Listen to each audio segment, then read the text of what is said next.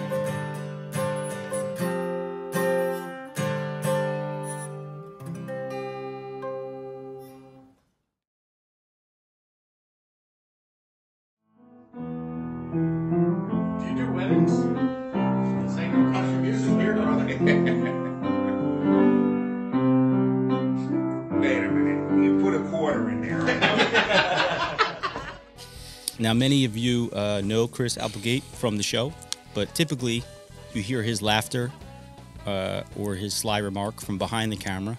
But Chris, welcome to the show. Thank you for having me. As you know, this is a huge honor, and as you know, I feel like there's a lot for me to be sitting here, but I'm going to do it. So you could probably give our guests a little bit of a different perspective, considering that you're typically on that side of the camera.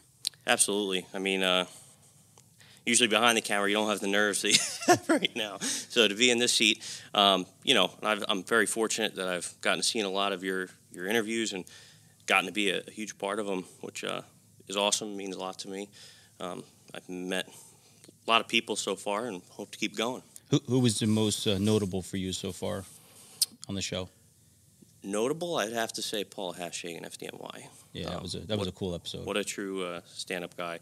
But not singling out anyone. I think I've taken a piece from everyone that we've done so far, whether it be about training, whether it be about being an officer, or whether it be about just being a brother fireman. Right. And I think that's what's cool about this part of the show, that you get that perspective from kind of across the board. 100%. And what's interesting about this particular show is this is my first show where we're going to get perspective from, you know, a guy relatively new in the fire service, and on top of that, someone that is a young officer. Yep. And we have not done this yet, and I think that it's something that should be done because, you know, the post 9/11 world, if you will, and supervision and tactics is changed somewhat. And you're part of that, so I'm curious to see kind of where your head is at with you know, being an officer in 2019, which is sure a lot different than back when you started. Yes, a lot different. So I know people are looking forward to this, and I'm certainly looking forward to joining with you too. Yeah, it's gonna be good. Very different perspective for us, you know, with you sitting back here, but I like it. Yeah. So Chris, why don't you you know how we do this, man? Mm-hmm. Why don't you start out by telling everybody how this all started for you? Okay. So I'm 25 years old. I'm a first-generation fireman in my family. Like most, I kind of knew at a very young age that this was something I wanted to do. My parents constantly caught me running around the backyard with the garden hose. Me and my best friend may or may not have tried to rappel off of a shed in my backyard. It may or may not have worked out so well for us. You know, had my fire set, my fire gear. It was just something I always had kind of an interest in. And as I got older, you know, I wanted to pursue it. I was actually a part of the Beechwood Junior Fire Academy in elementary school with Beechwood Fire Department and the gentleman that ran that.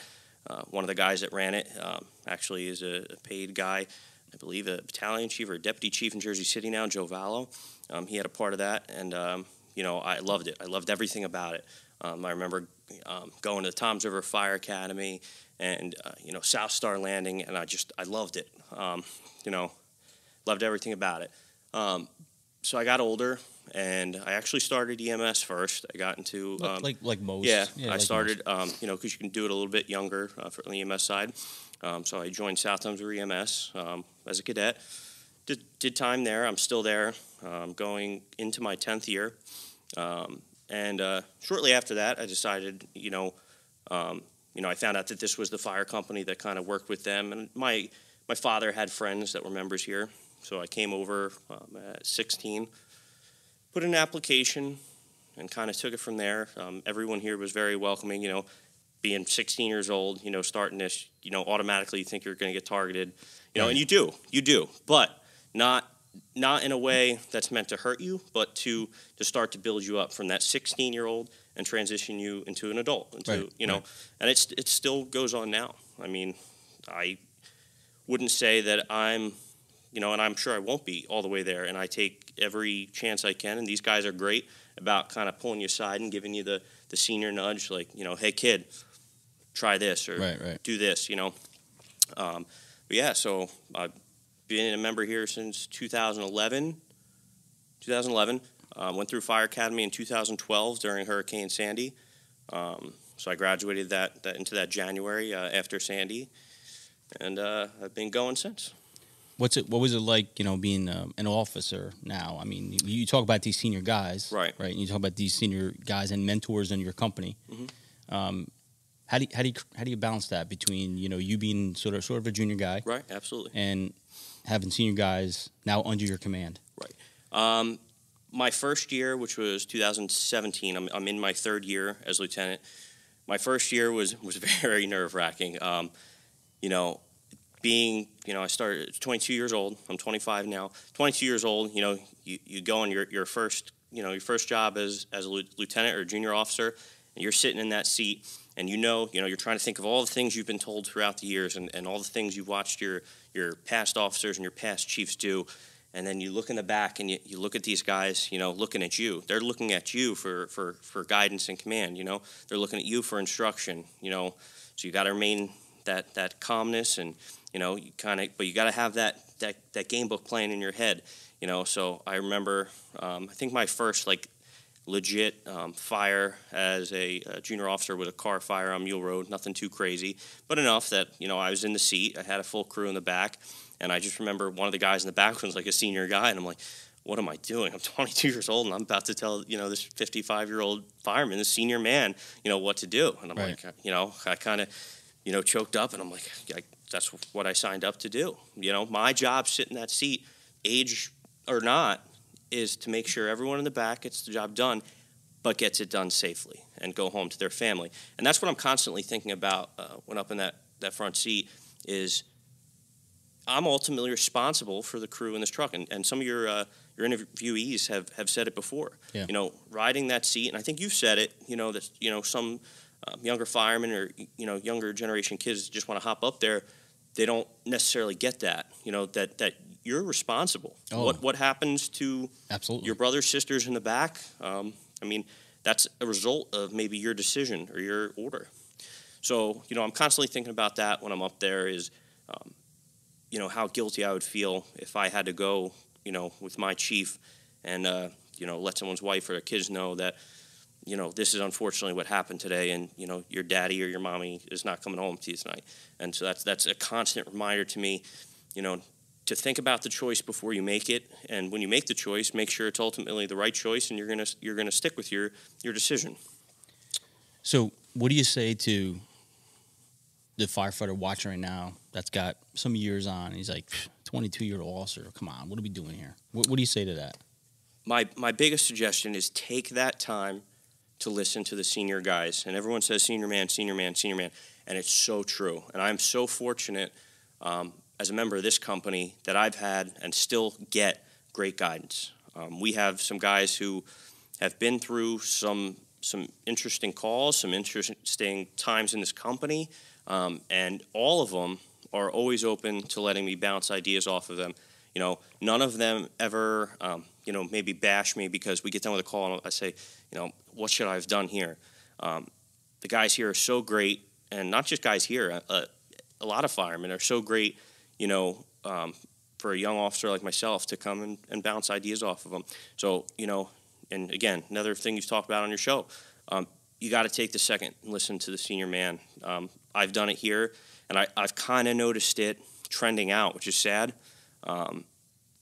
Even I'm 25 myself, but even the younger guys, I don't think are taking as much time to sit over at our lounge on those Friday nights and listen to the stories.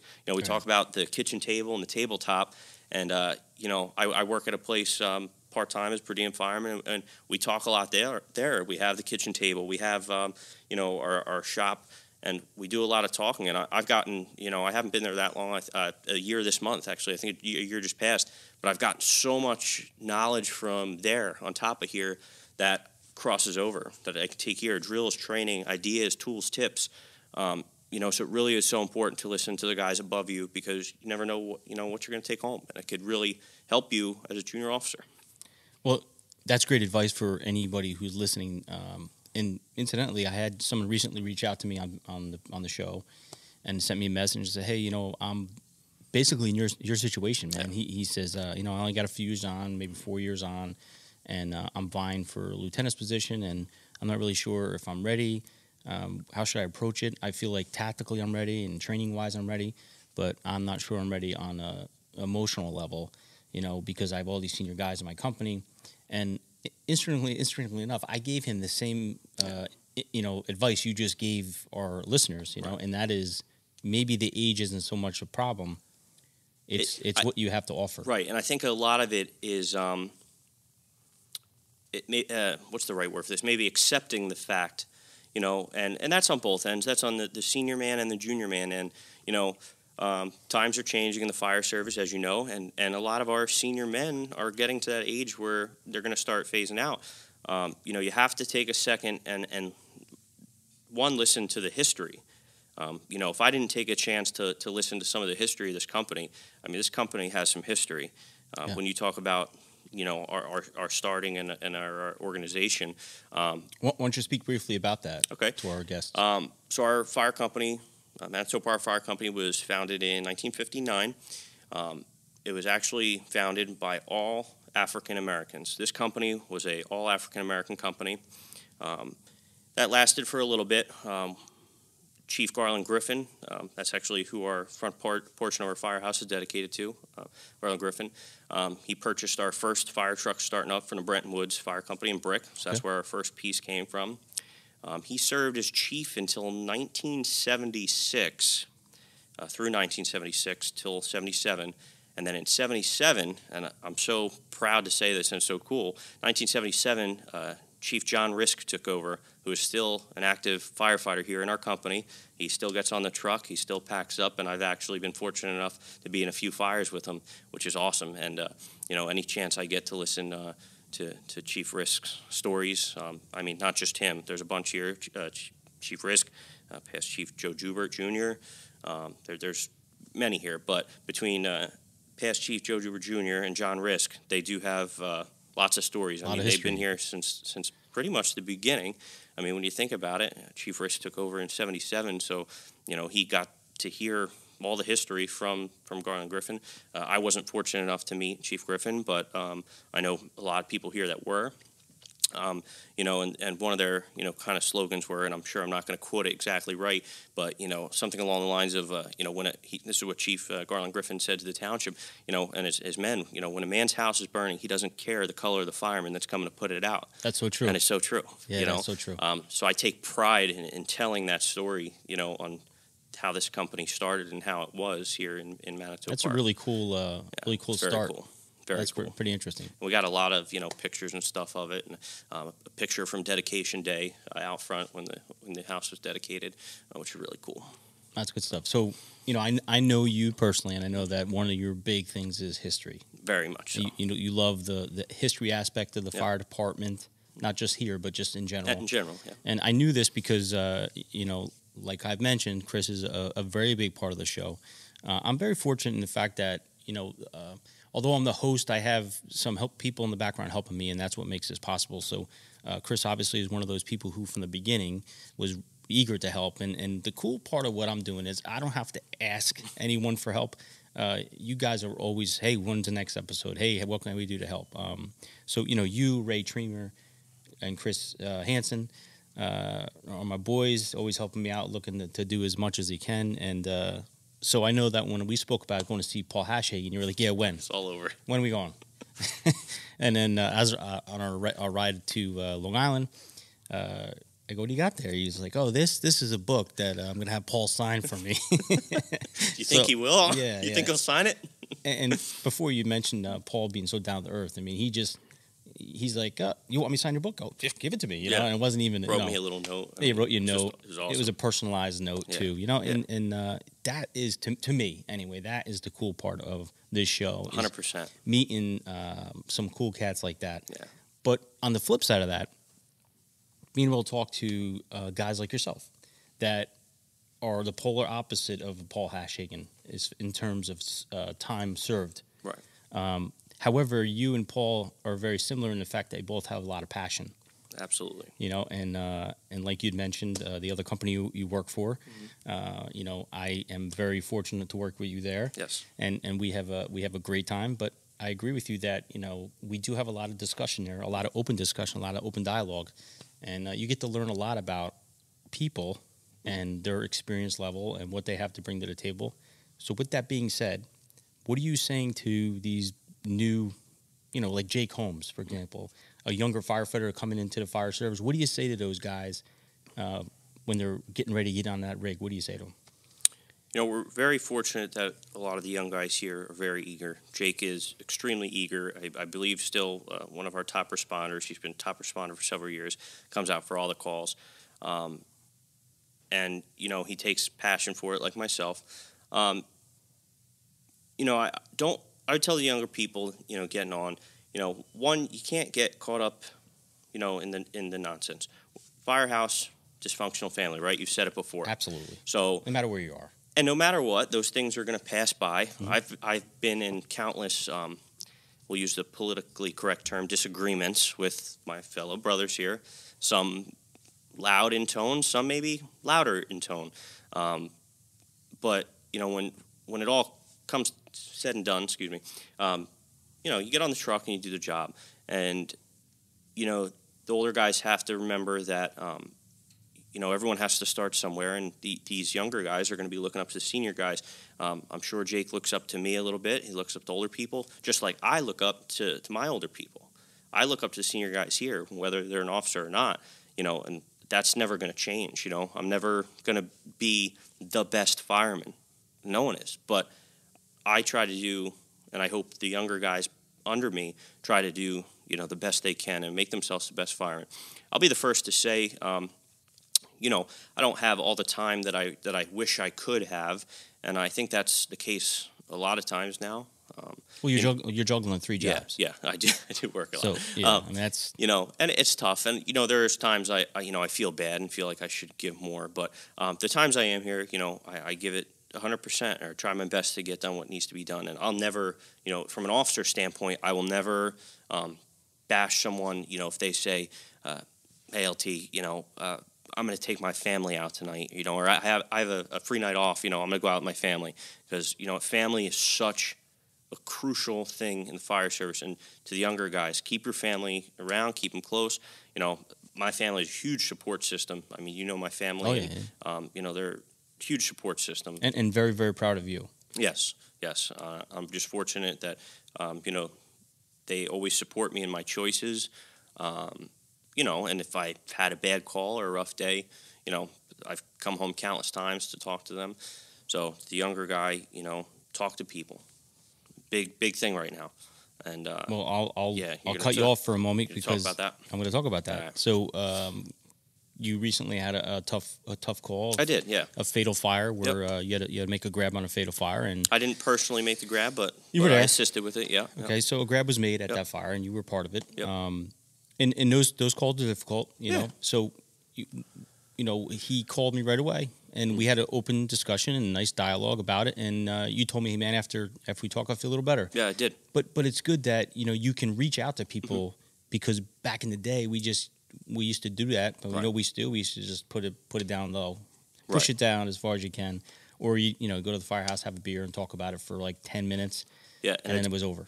It's amazing how much, like, just that little talk, or, you know, a few days after we had the critical incident stress debrief team come here and talk to us, and just that little bit of reassurance, because you beat yourself up, and I'm sure that the you know, the 2 or 3 guys that were interior that made the grab, I'm sure they, you know, it's an unfortunate situation, it happens, but I'm sure all of us had a little, you know, you always play that game with yourself. What if? What if? Yeah, what if I was 2 seconds sooner? What if she was here? What, you know, what if he was here? You know, so you do. I mean, and maybe not enough to drive you to the ground, but enough that you do need that little reach out, you know, that tiny bit of reassurance. Like, you know, listen, you did the right thing, you know, this is the job. So, you know, I definitely agree. It is so important. And, you know, my guys know here that I'm open ears, and I hope other brother firemen from all over know that I'm open ears, that my phone's open if someone needs to talk. Chris, what's your advice to a fire officer out there right now watching this going, yeah, I can relate to Chris because, you know, I'm a new officer too, and yeah, I can relate to Chris because I'm a younger firefighter that is in a line officer position. What's your advice to them? Right. You know, when you start out, it's going to be stressful. It's going to be nerve-wracking. And, you know, the best thing that got me through it was what I just told you about, kind of keeping yourself level-headed and reminding yourself that while, yes, that seats a lot of responsibility, you know, you have to take a deep breath and remember that why you're doing it, you know, why you signed up to do it. It's not for the gold badge. It's not for whatever perks. It's not for the radio. You sign up because you want to make a difference. You want to lead. You know, line officers I think of as like line leaders. You know, think of it in school. You know, the line leader. You're responsible for your crowd. So when I get in that seat, I'm the line leader. You know, everyone follow me. You know, and they listen to you. They follow you. They watch you. Read books. Read books. You know, I like to read fire books specifically. Other stuff I really care about. Yeah. But if I could read fire books all through high school, I would have been a straight A student because I would have paid attention. I recently just got my bachelor's, and I had to do a lot of reading, and I did all these papers and stuff for my bachelor's, and it was brutal, man. It was brutal. You know, reading about these third world countries and stuff, and I was going crazy. So then Captain Ecker's book comes out. You know, Tuesday Tactics. Great book. Great book. And for some reason, I had no problem reading that book. No, never. No, I sat there and read that one. You know, it's always better when it's got all the pictures. Every page, Captain Ecker put a picture. Hey, Bobby, good job with the pictures for Chris. Yeah, I kind of like picture books. Yeah, I like picture books too. But yeah, I mean, read. Take a second to look at a book. Fire Officer Handbook of Tactics, John Norman. Great book. Has illustrations. Yes. But, you know, for a newer fire officer, I believe I don't know if Ocean County Fire Academy does, but I believe Tom's River Fire Academy actually puts that in their curriculum for Fire Officer Level 1. That's like one of their books that they use in the class. Oh, nice. Which is pretty cool. Great book. I mean, I have a library of all different kinds of Mike Turpak's books, building construction. So if anyone wants to borrow a book, I got a library. But I like books. You need to go to FDIC because all those guys you're talking about are literally walking around. I'm dying to get out there. But yeah, take a second and read. You know, I've picked up some tricks of the trade, if you will, from reading these books. Some of them are, you know, credible. Some of them maybe aren't so. But, you know, if I do take that piece of material and I'm like, you know, we have a great working team of officers here in the sense that, you know, if you have a question, we have a group chat, and, you know, I'll bounce it in that group chat. And, you know, typically one of them will respond back, and we'll get that dialogue going about the topic title, which is very important. You know, at any time, one of my good buddies, Glenn, Will, Billy, Steve, Joe. I mean, we all kind of bounce things off each other. You know, so we got a good team in that aspect. You know, so it's very important as a new fire officer, if you're starting out, you know, work well with your team and communicate. You know, it's very important to communicate. It's crucial. And you know this, that you know, the rank, lieutenant, captain, whatever, isn't going to earn you respect. No. Okay. No. It's the person behind that shield that people want to respect or are going to lead. I mean, you could be the greatest leader ever, but if 100%. you can't lead your men, you're not going to get them across the street with you. And you know, that was of course a fear of mine that I had to get over when I was first starting. That, you know, as you know, you're not going to have everyone's respect right away. You need to prove yourself. And I'm sure maybe some here, I mean, I don't know, maybe some I still haven't proven myself, but I hope with time I can do that. I mean, I'm only 3 years in as lieutenant, and I hope to be doing this for a while. I've got so much to learn, and I'm constantly taking the best advice that I can from all the senior guys, even not so senior guys. If a younger guy comes to me with a suggestion, it was like, hey, LT, I was reading this, what do you think? And you've talked about this before. I try to take that. With one fireman you were just talking about, Jake Holmes, he comes to me a lot. He sees some stuff, and he'll be like, "What do you think about this?" And I either say, "Not going to work," or "I think that's great," or "Let me talk about it with the other officers." So from a young guy perspective to the senior man, sometimes you may not want to, but I think sometimes you maybe listen to some of our suggestions. We might have good stuff, as they might have good stuff. It's a tough balance. It's very much right. so. And it's that kind of pride thing, you don't want to let your pride down, but at the same hand, Well, not even the pride thing. I think sometimes the younger generation, if you will, has some entitlement. So 100%. Yeah, so 100%. What happens is they want to be lieutenant like tomorrow. Tomorrow, right? And they want to be part of reops tomorrow. Mm-hmm. And it's great to aspire to be these things. It's great to aspire to want to do more and more because that shows passion. Right. But at the same time, I also believe in the old school mentality where like you have to earn your keep, and you have to pay your dues, and you have to stay in the trenches a little bit because if you're not in the trenches for a while, you're not really gaining that experience that you need. I want to touch on like that earning your due type thing. So some of the viewers may or may not know this, but in March 2014, I was involved in a little accident in a structure fire. It was probably one of my first or second fires out of the fire academy. Didn't have much time on it at all, but that day I happened to be close to the firehouse, and I was lucky and managed to make it on the nozzle. Kind of replaced the right time type deal. So we had fire. It was a house in Holly City. A truck was parked in the driveway. Fire went up in the soffit into the attic. It was running the attic, so most of our fire was in the attic. These people, long story short, had just moved here from Florida, where they lived in like a 2-story house, moved into Holiday City House, packed all their stuff up in the attic, so we didn't know the load bearer on the attic. So long story short, we go in with our sister fire company. One of the guys pulls the roof, bunch of stuff falls down. I happen to just be in an unlucky spot at the time, and this 50 or 60 pound, like, I don't know, World War II backpack ham radio hit me on the head, the back of the helmet, sent my neck popping back. I hit the ground. I was in a lot of pain. So long story short, I had a little bit of a spinal injury, temporary, thank God. The neighboring chief at the time, William Dasty from Pinewald, he got me out. Long story short, I want to just talk for a second. Before that incident had happened where I got hurt, chief at the time, Will Jubert, very good friend of mine. I respect him very much. Got a lot of stuff, knowledge behind him that he shares with me. He had a little talk with me because I think up until that point, I was kind of, I'm going to be honest, one of those self-entitled kids who, maybe was just here for the T-shirt, like fireman, brother, didn't really get it at the time. Will kind of sent me a text, and I still remember it, something along the lines of, Chris, you need to start showing up a little more. You need to make your face known here. We got guys showing up, and you're not really, you're not coming out to calls. We're not seeing you around the firehouse. One day you're going to be the future of this fire company. You need to show that you care. And I started thinking about it. I remember it was like getting to me for like 2 weeks. I'm like, I felt so bad about it. And then it was like 2 weeks later, this happened. And when this happened, and I'm not here to talk about that incident, but I'm here to talk about what that incident, the after effects. The after effects. Yeah. That particular incident showed me so much about what brotherhood and the brothers and sisters really are.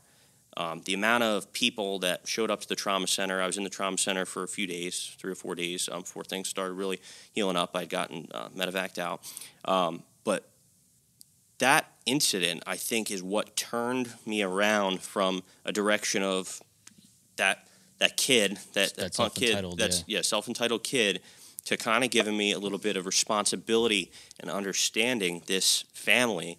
I had phone calls and emails and texts from fire companies from all around, baskets showing up at my house, public officials offering for my parents to go shower there when I was up in Neptune. I mean, it was crazy. And I think that was so important to kind of set me straight. And after that, I kind of started getting it and understanding it and understanding what this really is about, and that I do need to show my face. The bigger picture. Right. And, I don't know that all junior men are going to be that. I wouldn't even say lucky, because that wasn't a lucky event, but it was lucky in the sense that. Well, they had that. Right. That incident kind of set me straight, and sometimes it just takes that one thing. It takes that one brother fireman dropping what he's doing to come help you when you're stranded on the parkway, or to come, help you at your house. I'm sure the guys here know by now, but if someone picked up the phone and called me and they were in a pinch, I would do everything I could to help them out. And anybody who knows you would do that immediately. Right. Yeah. That truly knows you. So I think that was crucial to my career, volunteer or not, in the fire service, because it really did open up doors. I was like, wow, Chief Chubert's right. I do got to start showing up, because, these are the results. People care about you, So that event, I think, taught me a lot. So like I said, I don't know that all junior guys are going to find something like that, but sometimes it might take that. It might take something like that to kind of bobblehead them and be like, yo, look straight. Right. This is a family. You do have to show up. And like I said, I'm not, I'm busy, but I try my best to work behind the scenes or do whatever I can do. And a lot of people are like that. It's not just me. It's older officers. I think we're in such an interesting time, economically. No one can afford to not work or work multiple jobs. Well, that's why people are working 2 and 3 jobs. I know most of our line officers here do work several jobs or working overtime. But that's it. As a junior guy, show your face. Come around, offer to help. And I mean, that's what's going to earn you the respect. And like I said, I'd hope that I have a good amount of the guys' respect here. And if not, I hope to earn it, in the near future or in the upcoming years, whether, for some reason, I definitely don't plan on giving it up. And, as firehouse, elections, politics, it is what it is. And no matter what, I'm still going to try to be the best I can be here and, still get in the back and do what I need to do. I'm young. I God willing, I hope I have lots of years ahead of this. At 25, I plan to do this for a long time. Trust me, brother. I envy you. I wish I was in your position again at 25. But do you find yourself more as a mentor now for the younger firefighters coming in? And as odd as that sounds, at 25 years old, do you find yourself as a mentor? I think it's rough for me to kind of put it like that, because I don't think because of my age, and I haven't been doing this that long. I don't consider myself a mentor, but that being said, I hope they look up to me. Let me say this though. Mm-hmm. Contrary to what you're saying, don't you feel that these newer firefighters can better relate to you? Absolutely. Okay. Yes, definitely in that aspect. And I do kind of talk to some of them, and even, maybe not fire related or just general life related. I try to give them the best advice I can.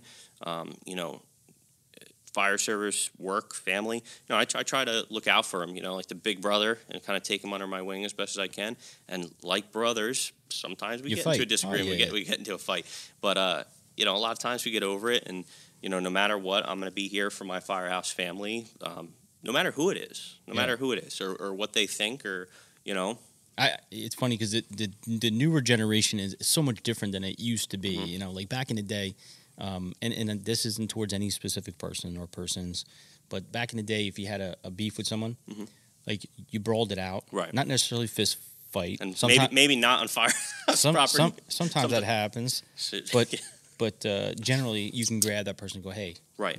This is BS. Right. You're in the pad or you're somewhere and you're talking about it and you're working out, and then when it's done, somehow you're hugging and everything's fine. Right, 100%. But now what I'm starting to see a trend in is, there's a beef going on. Someone's feelings is hurt. You know how that all is. Right. And the next like that person's in the chief's office, like wanting to sign formal complaints, and they want to like go through they want to go through the e-board. They want to go through all the processes for complaints. I'm like, right.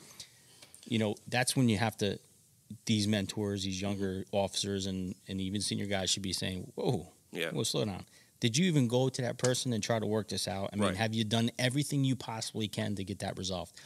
And if not, let me mediate that before it gets to the chief's office, before it gets to the lieutenant's office."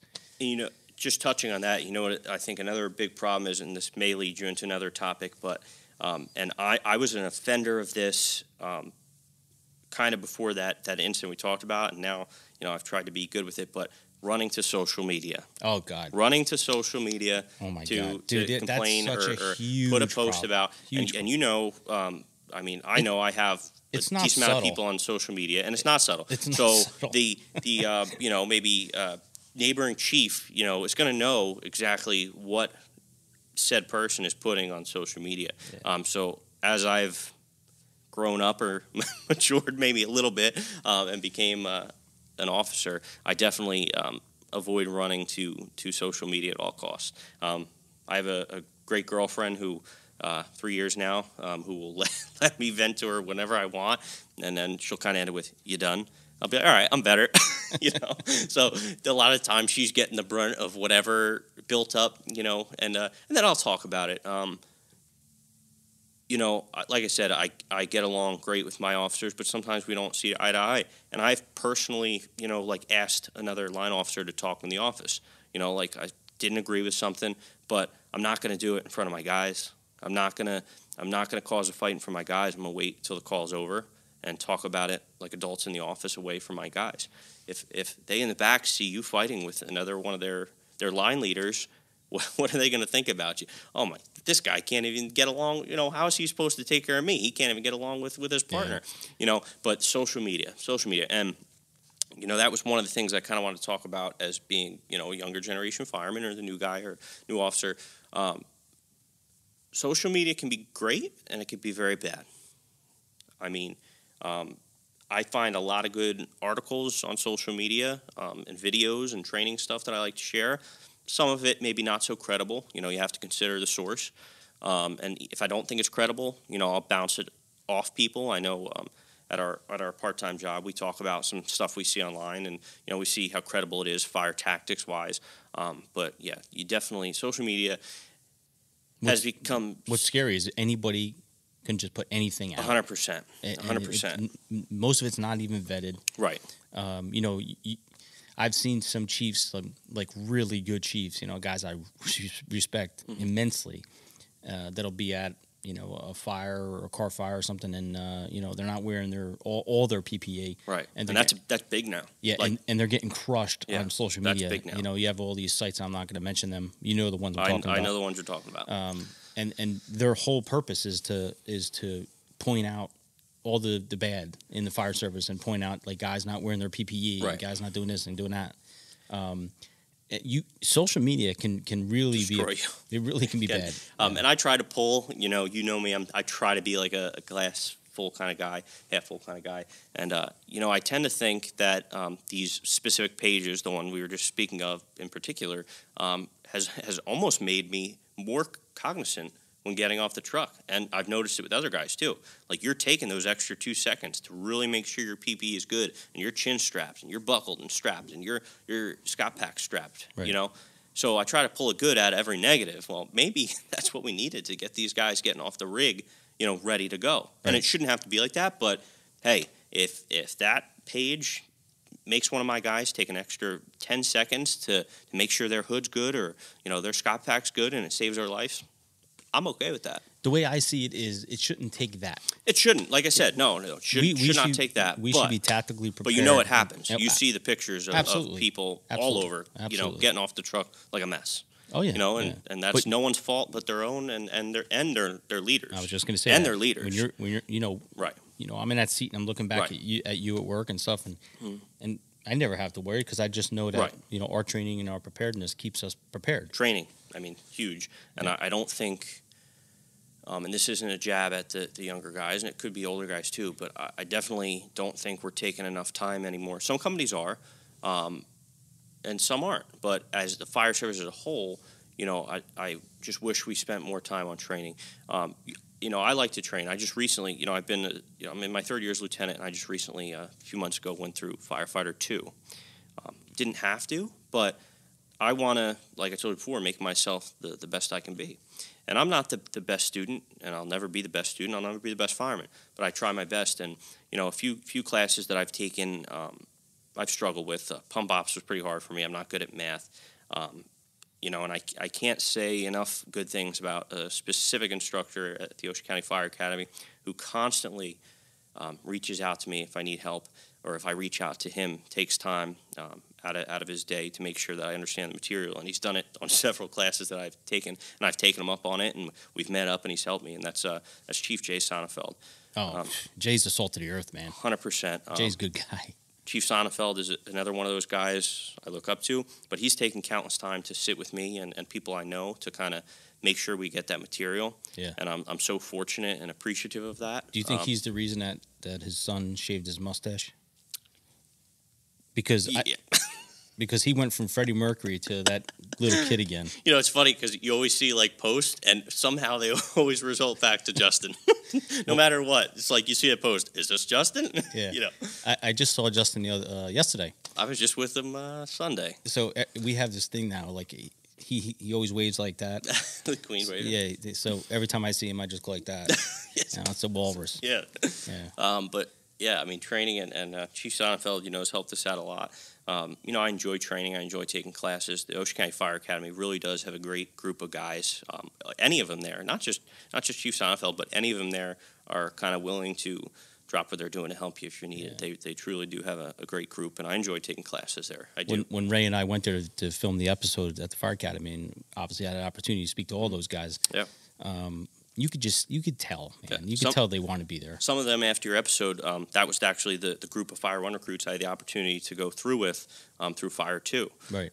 And you gave our keynote speech that night, which was really cool, being that I've been working with you. And I look up to you, and a lot of guys that I take advice from, and back to the senior man, there's so many senior guys in Ocean County that you could sit and talk to. I'm sure and I sit and talk to a lot of them. I've sat with countless people to listen to their stories, and there's a lot right off my head that I can remember something specifically, from each of them. I could say, all right, he told me about this. Warren Harzer, great fireman from, he served time up north. Lee Egger Jr., Johnny Risk, Joe. There's just so many. That's just a few of them that I've taken a piece from, and I can tell you right now what all 4 of them had told me. All right, so that's going to spawn me into my next question, and that is, who is your mentor? Who is that one person that is the guy that's like, you know what? When I need something, that's the guy I'm going to go to. Who is that guy for you? I really have 2 that are equal. I can't single either one of them out because both of them will help me out. That's a fair answer. And that's John Risk, past Chief John Risk, and Joe Jubert Jr., okay, the past chief. Both of them support me as a young officer. Both of them, if I make a decision that maybe is a little iffy in the front seat, they're okay with coming to me, and I appreciate them coming to me and being like, listen, maybe next time do this. And I've been on a call as the officer in charge, on the engine, and kind of looked to Joe or John and been like, what do you think I should do about this? Yeah. And they are so okay with answering that for me and making sure. So I definitely say Johnny Risk and Joe, 2 great guys, 2 senior men, 2 guys that have been through multiple events of history in this company. So I do look up to them a lot, and I talk to both of them, regularly and get some advice. And, I think the big thing, like the senior men talk about is like, these young kids need participation trophies. And I don't know that that's really the case, and I want to kind of put clarification onto that. I don't know that's necessarily a participation trophy. I think what my generation looks for is kind of just that tip of the hat, that attaboy, like, you're doing all right, kid, because sometimes, when you're doing stuff and no one says anything, it's that awkwardness, like, all right, well, no one says I did bad, but no one says I did good. So how am I doing? Yeah, so what's my feedback? So I don't think it's a participation trophy necessarily. It's just that I call it like the John Wayne, the tip of the hat. Like, all right, you're doing all right, kid. Right. So I think that's what that participation trophy comes from, and I'm sure a lot of new firemen, young generation firemen will agree with me that it's just that reassurance that, you're doing all right. Keep up what you're doing. And like I said, it doesn't need to be a physical word or a certificate or an award. It's just feedback. Right. Feedback. Right. That one word could just be feedback. Right. Feedback, good or bad. Mm-hmm. Because you got to be able to accept the bad feedback too, just to make yourself better. Right. And like I said, I will never be the best fireman, and I'm the first to admit it. I can think of things that like I really need to get better on that could really become an issue. One of them, and I'm first to admit it, and maybe it's a little embarrassing for me. I'm not the best with accountability. I do forget to sometimes drop my tag, and that's terrible. And I'm trying to work on that. Luckily, that's one of those examples of things that like the guys younger than you are trying to help me out with, because the people younger than me that get on this rig kind of remind me, OLT, throw your tag back.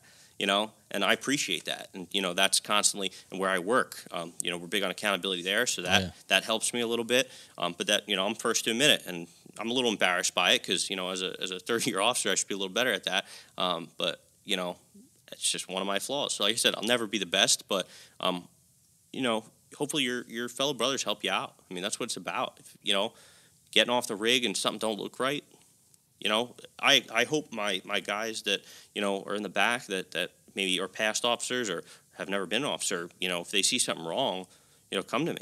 If you see me, something's tied up, tell me. Yeah. So you're always going to have something. Another set of eyes is great. Yeah. No matter you're always what. going to have something that you're not the best at. Right. I'm not the best on roofs, and you and the guys at work kind of worked me through that a little bit. We trained. We do a lot of training there, and some drills that I've never done before, which is awesome. And some of the stuff we've done, I brought back here. But you and the guys working that day, it was rough for me. I don't like roofs. I think the Academy Director, Ray Van Martyr, can tell you about my fear of roofs. I think he was there in Fire 1 when I was shaking going up the tower ladder. It's just not my thing. Well, that particular drill we're talking about now, that VEIS drill, if you will.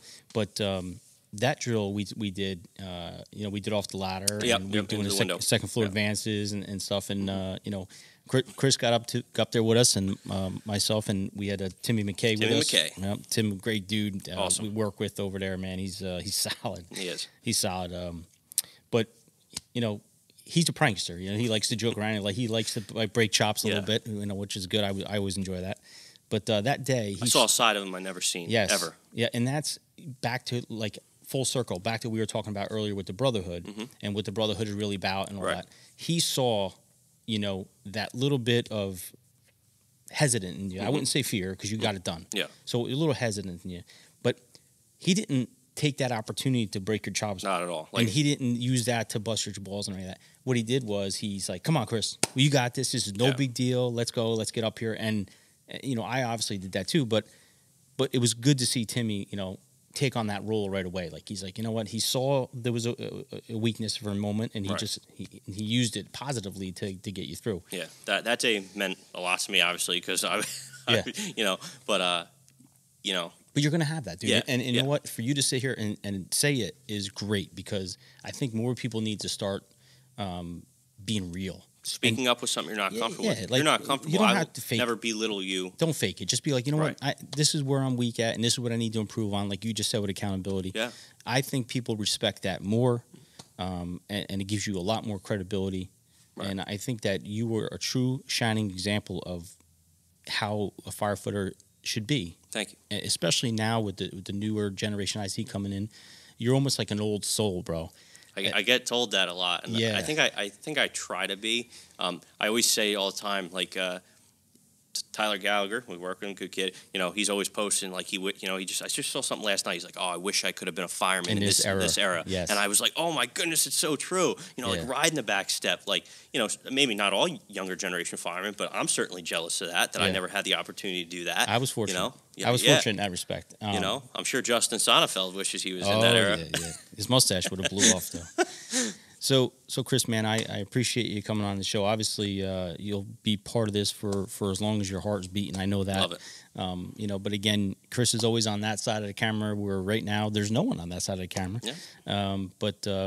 It was great to have you come on the show, and I'm telling you firsthand, I really appreciate everything you're doing for me and for the show and being part of this. And I'm honored to be a part of it, and I'm honored and fortunate that you asked me to come on here. Some of this stuff may be controversial, some may not agree with it, but at least you got a little insight from the young generation, and hopefully, people maybe can see it a little easier from our side. So, in closing, what has been your most rewarding part of the fire service for Chris Applegate? Right off the bat, I can tell you right now, because I think about it all the time. About 2 years ago, I was reached out to by a friend of mine. She had did EMS with me at South River EMS. Her grandfather was a past Verona firefighter, an elderly guy. One of his friends of the fire service had passed away, and I believe it was Verona. It was a few years ago. But one of his friends from the fire service had passed away, and they couldn't get him out of the house, and all he wanted to do was to go to his brother fireman's funeral. So she called me up. She's like, "Is there any way, you can come give us a hand?" I was like, "Oh my God, yes." No question about it. So I called around, and I got a hold of Justin Sonnefeld. He was serving with our company for a little while. So he was on the company, and right away he's like, "Yes, I'll help you." So we took an engine over to his house. We went inside, and we were talking to him, and he had a smile ear to ear. We helped lift him up and get him into the car, and we had the fire engine there, and he wanted to hear the Q siren and the air horn, which we did no problem. But a little bit after that, his name was Firefighter Bellinger. He actually passed away himself. And we went to his services, but just little things like that. Just to make his day, and we saw that smile ear to ear. He just wanted to go to a brother fireman's viewing, right? And just something as little as that meant so much to the family and to him, and it kind of just had a big impact on me for a while. Sometimes you got to just stop, take a second, and just do a little act of kindness and pay it forward. I'm a huge supporter of pay it forward. I did it this morning. Bought the car behind me. He's Duncan. I tell the guys to just pay it forward. Right. So take that second. I was lucky that I met him, and I'm sure he's looking out for me. We had a nice little conversation that day. But it wasn't a fire call, but I think that. Oh, man, that event was... That's a huge event. I was thinking about it this morning, so it's so weird that you brought it up as I was driving here. I was driving, I'm like, that was a cool event for me. And I'm sure for Justin. Yeah. We were both, young guys, so, it was cool to see. And those moments you just discussed, those are what's important, not the T-shirts. Right. Not the banter and all the other crap that goes along with some of the outside stuff that goes on in the fire department. But that is huge, man. And that... The family will never forget that. Right. And I know he certainly won't forget that. Absolutely. And that's something you can live with forever, you know? And then, as your time gets on and you get older, then hopefully some of these younger guys are watching this show right now and listening to these stories will start to realize that those are the important things that we need to do. Right. At the end of the day, those are the important things. Absolutely. Taking care of your fellow man. That's what it is. Chris, thanks again, buddy. I appreciate it. Thank you. Episode 27, PintheQ podcast. Once again, it's always a pleasure to have you guys watching. I'm getting tons of feedback, which is great. And remember always to hit that subscribe button on the back of the show here so you can keep watching more and more episodes, which we have some pretty cool ones coming out. The next is episode 28, which is the Port Authority, New York, New Jersey. That was a good episode. You'll enjoy that. It's coming out shortly. And before you leave, incidentally, that this is happening. So you have, I got you a couple big decals for the fire department. Awesome. And No One Fights Alone campaign. Awesome. And as you know, we spoke about this earlier, but Next Rung is who sponsored this episode. Awesome. Thank you. Blake and the Next Rung boys. Yeah, awesome. Blake, awesome Charlie, and all the gang over there at Next Rung. So we have some of these, if you can hang these up at the firehouse. Definitely. For the guys. Definitely. And then before you go, we're going to give you our official company T-shirt here. Nice. So we've got some new ones coming out. We'll get you one of them, but that's for you. That's awesome. So look at that. Part of the Manitou brothers. That's great. I'm honored to be here, man. Thank you. So again, keep watching. We got more coming at you. Be safe, careful, and take care of each other.